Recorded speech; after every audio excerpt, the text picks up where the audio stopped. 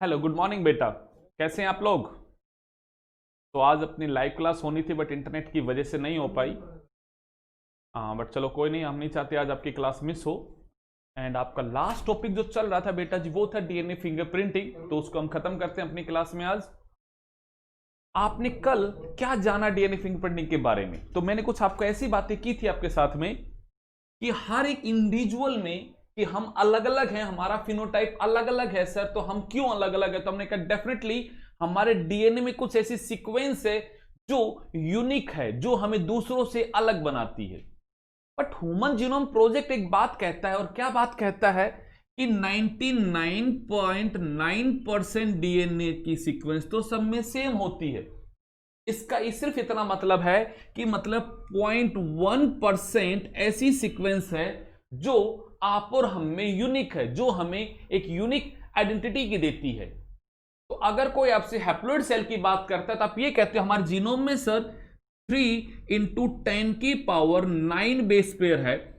उसका अगर मैं 0.1% निकालू तो परसेंटेज हटाया तो 100, इस पॉइंट को मैंने हटाया तो ये हो गया। और आपने कहा सर इसका मतलब हमारे पास 3 × 10⁻⁶ न्यूक्लियोटाइड्स के पेयर्स यूनिक है जो हमें दूसरों से अलग बनाते हैं। अब आपको अपने डीएनए का प्रोफाइल है जो आपका यूनिक है, जो आपको अलग बनाता है, हमें उसको सीक्वेंस, हमें उसको जानना है। डीएनए फिंगरप्रिंटिंग जब बात करता है तो यह बात कभी नहीं कहता कि हमें पूरे जीनोम की सीक्वेंस को पहचानना है, नहीं। क्योंकि जब 99.9% सेम है तो मैं उसको जान के क्या करूं? मैं उनको पहचानूंगा जो यूनिक है।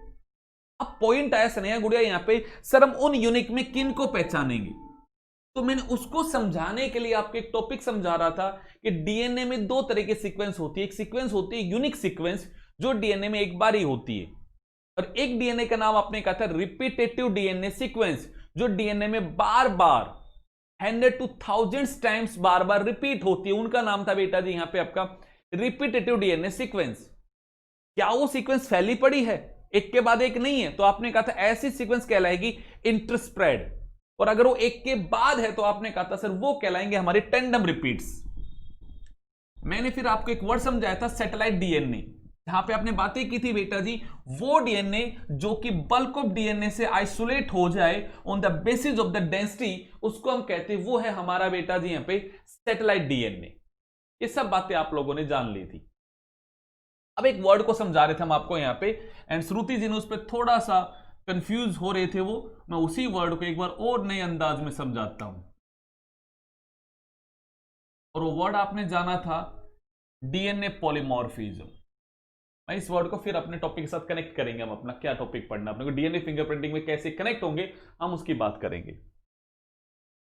अब एक बात सोच के देखिएगा, आप लोगों ने जेनेटिक्स में बड़ा बार बार पढ़ा है कि सर हमारे पास में एक कैरेक्टर को कंट्रोल करने वाले जीन्स होते हैं जिनको मेंडल जी ने फैक्टर नाम दिया था।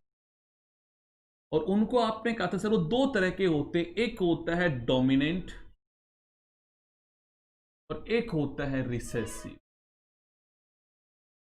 आपने कुछ ऐसा कहा था गरिमा जी, सर ये डीएनए के सीक्वेंस जिसको हम कह रहे हैं कैपिटल टी है, मतलब ये जीन एक्सप्रेस होता है और आरएनए बनाता है, और आरएनए आगे जाके प्रोटीन बनाता है, और ये प्रोटीन एक मेटाबॉलिक प्रोडक्ट बनाता है। जो प्रोडक्ट एक फिनोटाइप बनाता है। कहा आपने ऐसा? अब मैं इसी बात कैसे बोल रहा हूं, ये हम ऐसा कह रहे हैं यहां पे कि सर हम तो डिप्लॉयड, हमारे पास हर एक जीन पेयर में होता है, और हम इसे कह रहे हैं स्मॉल टी है। इसका क्या मतलब है? ये आइदर जो आरएनए बनाता है वो आगे एक नॉन फंक्शनल प्रोटीन बनाता है,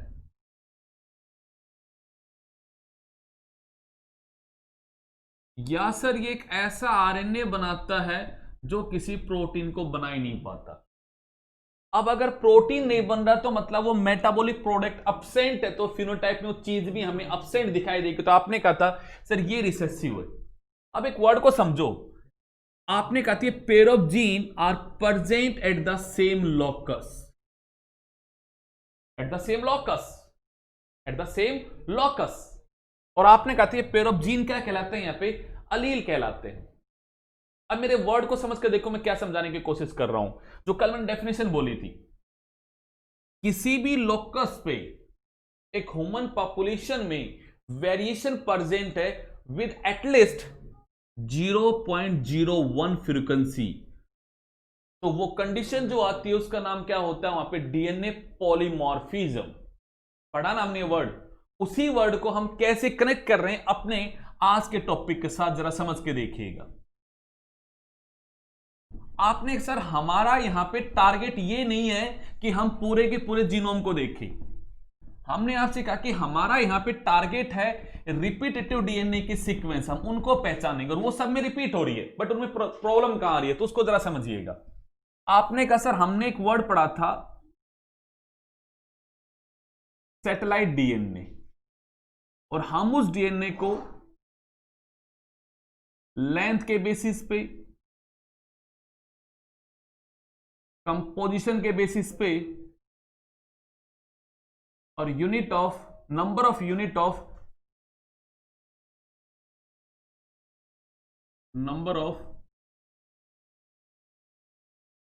रिपीटेटिव यूनिट के बेसिस पे हम अलग अलग कैटेगरी में डिवाइड करते हैं। और ब्रॉडली मैंने यहां पे दो कैटेगरी आपको समझाई थी। एक कैटेगरी का नाम था मेरे बच्चा यहां पे माइक्रो सैटेलाइट, जहां पे 1 to 6 बेस पेयर की लेंथ थी रिपीटेशन की। अगले वाले का नाम बोला था आपने खुशी बेटा मिनी सैटेलाइट, जहां पे आपने कहा था मिनिमम 11 और मैक्सिमम 60 बेस पेयर का सर रिपीट होगा। और हम यहां पे डीएनए फिंगरप्रिंटिंग में किसी को पहचानेंगे तो वो मिनी को पहचानेंगे, पहला पॉइंट। अब एक अगली बात मैंने बोली थी, सैटेलाइट डीएनए जो है it's so DNA polymorphism.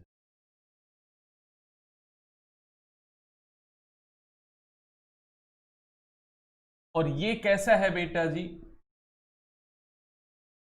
Inheritable है। ये दो वर्ड के साथ आपको समझनी है बात। क्या बात समझनी है सर, जैसे हमारी बॉडी में अलील्स होते हैं जो म्यूटेशन से बनते, वैसे हमारी बॉडी में ये रिपीट डीएनए बैठा हुआ है, बट सोचिएगा ये 10 बार रिपीट करता है। बीच में अगर म्यूटेशन से एक जगह पे बदलाव आ गया तो नंबर ऑफ द रिपीट जो है वो चेंज हो गए।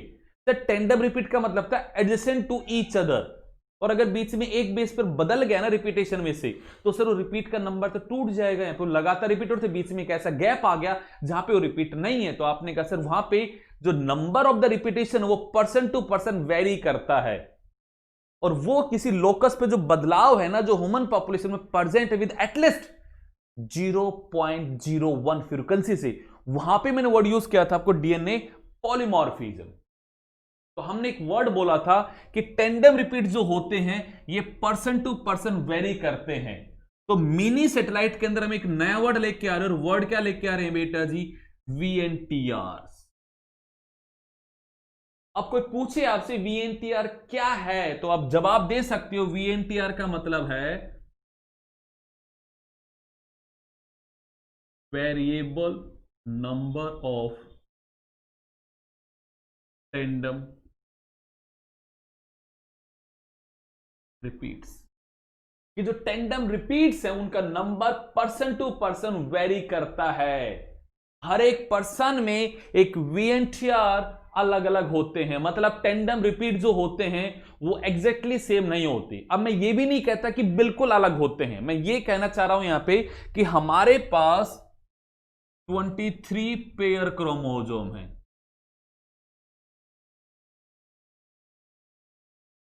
जिनमें से 23 हमें फ्रॉम द मदर मिले हैं और 23 फ्रॉम द फादर मिले हैं।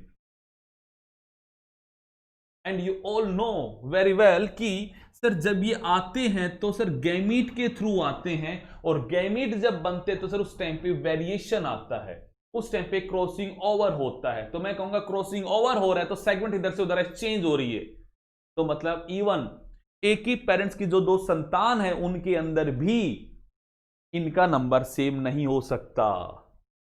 पॉइंट को पकड़ो, मैं क्या कहना चाह रहा हूं यहां पे। सेकंड थिंग, आपका ऐसा हो सकता है कि जो आपके क्लोजेस्ट हैं वहां पे VNTR मैक्सिमम क्रोमोसोम्स में मैच करे, बट बिल्कुल आइडेंटिकल हो यह संभावना नहीं है। इवन बहन भाई के अंदर या भाई भाई के अंदर भी ऐसा नहीं होगा। अगर VNTR कहीं पे आइडेंटिकल हो सकते हैं तो वो हो सकते हैं बेटा in the case of the identical twins. इन्हीं के केस में ही ये बात पॉसिबल है, और किसी केस में ये बात पॉसिबल नहीं है, क्योंकि आपको पता है आइडेंटिकल ट्विंस जो होते हैं दे आर मोनोजाइगोटिक, मतलब वो एक ही तो जाइगोट से पैदा हुए हैं। तो यस, इनके अंदर आइडेंटिकल हो सकता है डीएनए फिंगरप्रिंटिंग, और किसी में नहीं होगा। तो हमें किनको पहचानना है, हमें VNTR को देखना है। चलो देखते हैं, अब एक बार हम प्रोसीजर जानते हैं। अब हम आते हैं यहां पे खुशी गुड़िया, अब हम शुरू कर रहे हैं अपना टॉपिक, और वो क्या बेटा जी यहां पे डीएनए फिंगरप्रिंटिंग का अब हम शुरू करते हैं। और आप समझना है यहां पे हम क्या क्या स्टेप उसके बोल रहे हैं। याद रखना ये सब चीज समझाने के लिए थी, यहां से छोटे छोटे क्वेश्चन बनते हैं। सैटेलाइट डीएनए क्या होता है, रिपीटेड डीएनए क्या होता है, माइक्रो सैटेलाइट क्या होते हैं, मिनी सैटेलाइट क्या होते हैं, VNTR की एक्सपेंड कीजिएगा वर्ड को, डीएनए पॉलीमॉर्फिज्म क्या होता है। ये छोटे छोटे वर्ड है जो आपको अपने दिमाग में बैठाने हैं। इनका अब यूज होने वाला है बेटा जी आपके डीएनए फिंगरप्रिंटिंग वाले टॉपिक में। सिंपल सा पेपर में आता है 3 मार्क्स में, what are the different steps of the DNA fingerprinting. तो उन स्टेप्स की हम बात करते हैं। जैसे आपने ह्यूमन जीनोम में स्टेप्स जाने थे, वैसे यहां पे इसके स्टेप्स की बात करते हैं। पहला स्टेप, अब हम एक केस लेके चलते हैं, समझना हमारे लिए आसान होगा। हम एक केस लेके चलते हैं कि रेवाड़ी में कहीं मर्डर हुआ है, मर्डर हुआ है। अब अगर कहीं खून हुआ है तो वहां पे पुलिस जाएगी और वहां पे जाकर उस सैंपल को कलेक्ट करेगी। अब जरा सोच के देखते हैं, ये है जो सैंपल वहां पे कलेक्ट किया गया। और वो सैंपल किसका हो सकता है, ये भी हो सकता है कि वो खून जहां से कलेक्ट किया गया है वो उसी इंसान का, जो इंसान मरा है, जो इंसान मरा है उसका भी हो सकता है। तो हम उसका भी सैंपल लेंगे एक ब्लड का, या उसके किसी भी सेल का सैंपल लेंगे। एंड हमें किन किन पे शक है हम उनका भी सैंपल लेंगे। तो हम क्या करेंगे जरा उस बात को समझना है यहां पे। सबसे पहले बेटा जी, DNA is isolated from the sample. अब पॉइंट है सर, सैंपल क्या हो सकता है। सैंपल कुछ भी हो सकता है जिसमें आपके कोई भी सेल प्रेजेंट हो। जैसे कि आप ब्रश करते हैं तो आपके टूथब्रश के अंदर आपके यहाँ पे सेल्स होंगी, हम वो भी ले सकते हैं। आपका हेयर भी हो सकता है। इवन जब हम रेप केस की बात करते हैं तो वहां पे स्पर्म के अंदर भी आपका डीएनए प्रेजेंट है, तो हम वहां पे स्पर्म को भी लेते हैं। मतलब कुछ भी सैंपल हो सकता है, वो डिपेंड करता है कहां पे हम किस तरह की एनालिसिस कर रहे हैं। मर्डर कहीं पे, वहां पे अगर आपको ब्लड मिलता है तो आप ब्लड आप एक सैंपल के तौर पे ले रहे हो, वहां से आप सेल्स को आइसोलेट करके वहां से डीएनए को आइसोलेट निकालोगे। कुल मिला के आपको क्या करना है, जो भी सैंपल अवेलेबल है उसमें सेल्स को पकड़ना, सेल से आपको डीएनए को क्या करना है, आइसोलेट करना है। ये हमारा पहला काम। वो सैंपल कुछ भी हो सकता है। Second step, DNA fragmentation by use of restriction endonuclease enzyme। DNA का हम पीसीस कर देंगे। 2.2 मीटर को डीएनए को टैकल करना थोड़ा मुश्किल है, तो हम उसके टुकड़े कर रहे हैं बेटा जी यहां पे। Third point,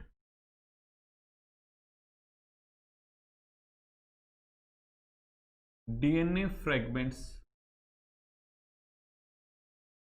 separated by gel electrophoresis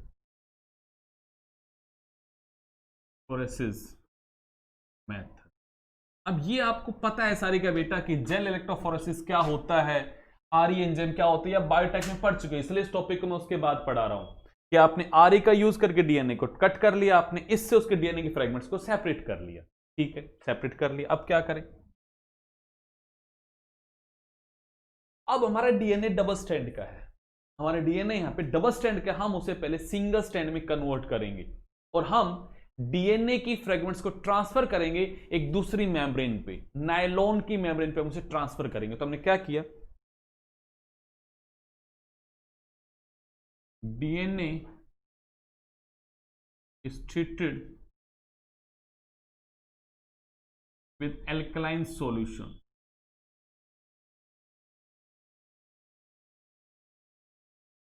to make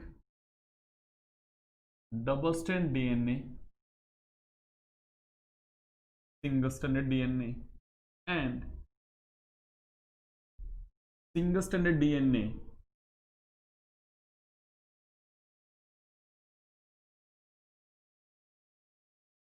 transfer to nylon membrane।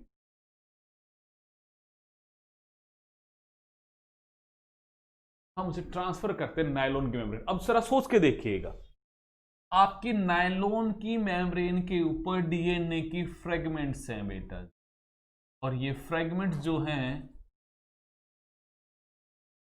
ये सबका सब बेटा जी सिंगल स्टैंडर्ड है, सिंगल स्टैंडर्ड है नायलॉन की मेम्ब्रेन पे। ये जो डीएनए है ये मैं कहूंगा single standard DNA.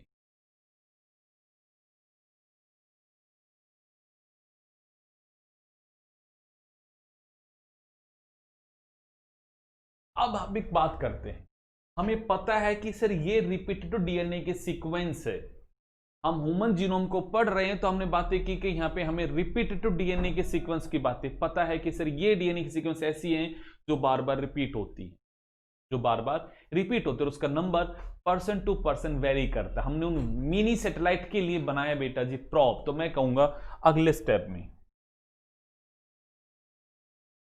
VNTR probe is hybridized with single stranded DNA present on nylon membrane। कविता गुड़िया, यहां पे छोटे छोटे वर्ड हैं। VNTR आपको पता है कि सर रिपीटेड डीएनए जो है, मिनी सैटेलाइट जो है, उसके जो टेंडम रिपीट्स हैं वो डीएनए पॉलीमॉर्फिज्म शो करता है और उसका number person to person vary करता है। दोबारा मेरे वर्ड को सुनना, मैंने क्या बोला। रिपीटेटिव डीएनए में आपने पढ़ा सैटेलाइट डीएनए, सैटेलाइट डीएनए में आपने कहा मिनी सैटेलाइट जो हमारा टारगेट है डीएनए फिंगरप्रिंटिंग में, वो मिनी सैटेलाइट बना किससे, टेंडम रिपीट से बना है। टेंडम रिपीट्स के वहां पे रिपीटिंग यूनिट्स का नंबर क्या है बेटा जी, वेरी करता है इंडिविजुअल टू इंडिविजुअल। क्यों? क्योंकि वो शो करता है डीएनए पॉलीमॉर्फिज्म।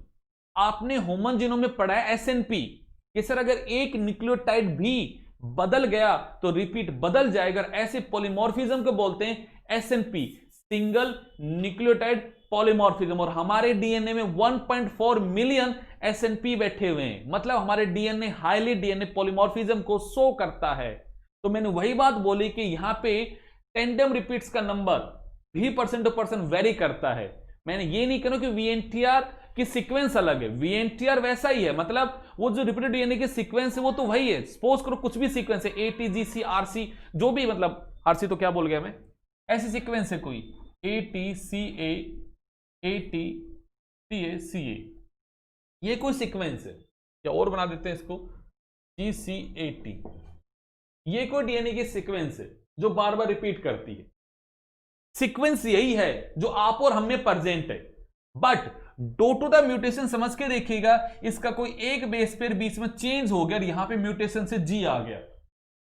सर यही फ्रेगमेंट 10 बार रिपीट कर रही थी, बट क्योंकि बीच में बदलाव आ गया, सर एक ऐसा भी रिपीट आ गया जहां पे वो सीक्वेंस नहीं है, उसके बाद फिर वो सीक्वेंस आएगी, तो सर उसका नंबर क्या हो गया, टूट गया कि अब ये 10 बार रिपीट कर रहा था, अब ये 9 बार ही रिपीट कर रहा है। उसका जो टेंडम रिपीट्स है उसका नंबर वेरी कर रहा है, तो हम उसको पकड़ने की बात यहां पे कर रहे हैं।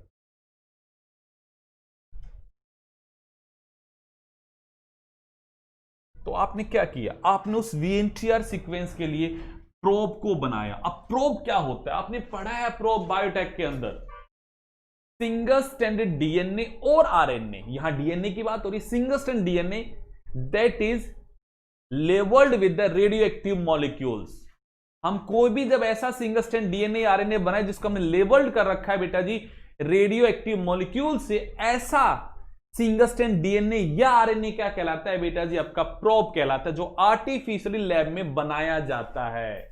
तो सोचिएगा, आपके डीएनए के अंदर बैठा है टेंडम रिपीट्स, आपके डीएनए में बैठा है टेंडम रिपीट्स, और मैंने उन टेंडम रिपीट्स के लिए बना दिया एक छोटा सा प्रोब, और अब मैं उस प्रोब को यहां पे हाइब्रिडाइज करवा रहा हूं। चंचल गुड़िया, मैं उसको यहां पे हाइब्रिडाइज करवा रहा हूं। क्या होगा? जहां जहां पे उसका कॉम्प्लीमेंट्री होगा वो वहां वहां जाके बाइंड हो जाएगा, वो वहां वहां जाके बाइंड हो जाएगा। अब जब वो बाइंड हो जाएगा तो जरा सोच के देखो, मैंने कहा वीएनटीआर का नंबर हाईली वेरिएबल है, तो ये वो डीएनए है बेटा मैंने जो सैंपल से लिया था। अब मैं छठे स्टेप में क्या करता हूं? Autoradiography to detect the site of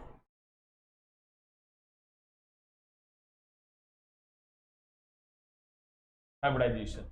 हम यहां पे इस पे ऑटो रेडियोग्राफी करेंगे और ये देखेंगे कहां कहां वो हाइब्रिडाइज हुआ। अब जरा सपोज करके देखिएगा, वो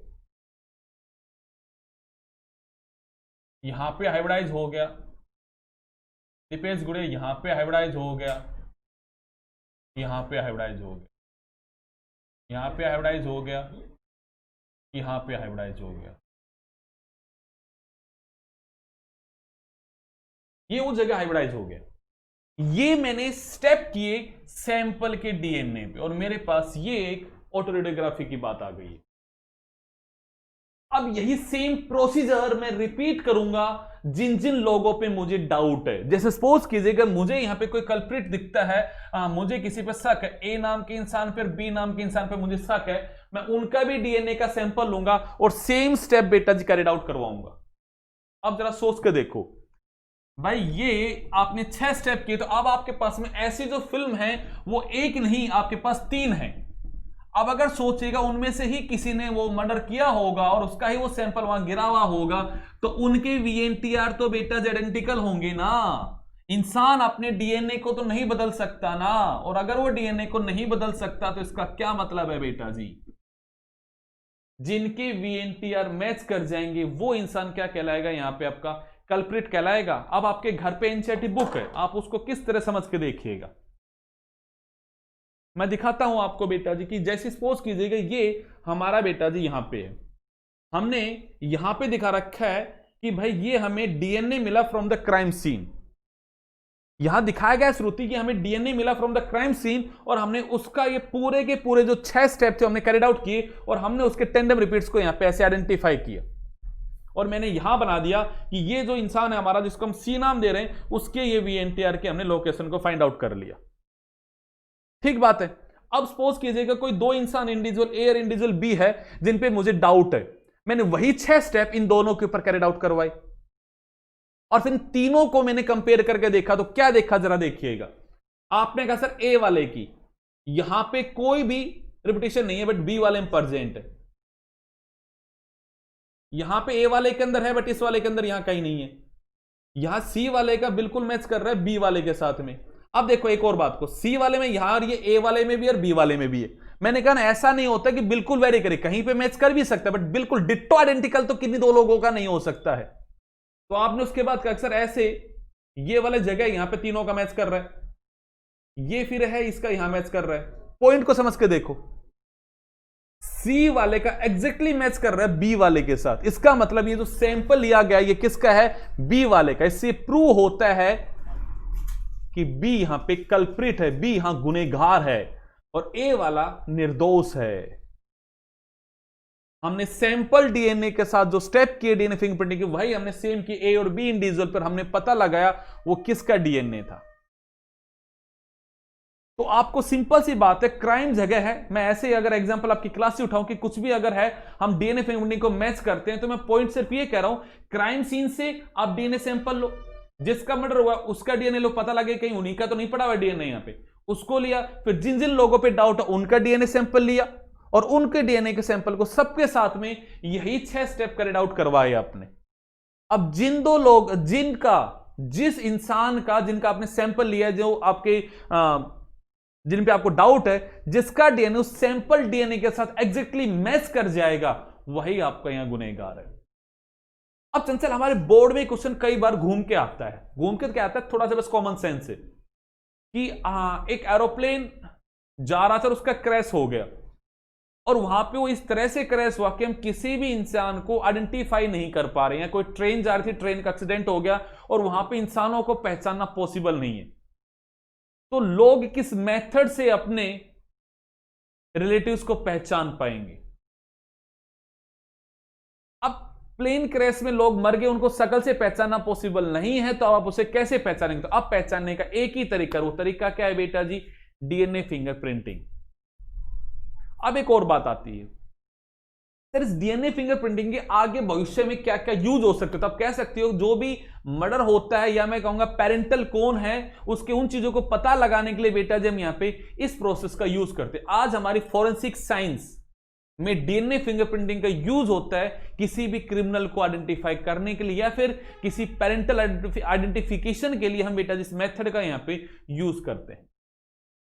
ये था एक छोटा सा टॉपिक जो आपका समाप्त होता है। डीएनए फिंगरप्रिंटिंग, उसके 6 स्टेप है। कल हम लाइव क्लास लेंगे आपकी, तो उसमें अगर फिर भी कोई डाउट रह गया हो तो please let me know, so that कि मैं आपके वहां लाइव क्लास में भी चीजें क्लियर कर दूं। एंड इसी के साथ बेटा जी आपका डीएनए फिंगरप्रिंटिंग का जो भी रिमेनिंग पार्ट था मैंने वो भी कवर कर दिया, और जितना आप लोगों ने डाउट भेजे मैंने वो आपका सिलेबस भी कवर अप कर दिया है। तो अब भी कोई डाउट रह गए हो तो प्लीज लेट मी नो, ताकि मैं उनको भी कवर कर दूं। एंड अब human health and disease chapter है, तो उसके जो भी डाउट है प्लीज वो मुझे सेंड कीजिएगा, सो दैट कि हम उन डाउट्स को भी उठा ले बेटा जी। चलेगा। थैंक यू वेरी मच बेटा, थैंक यू।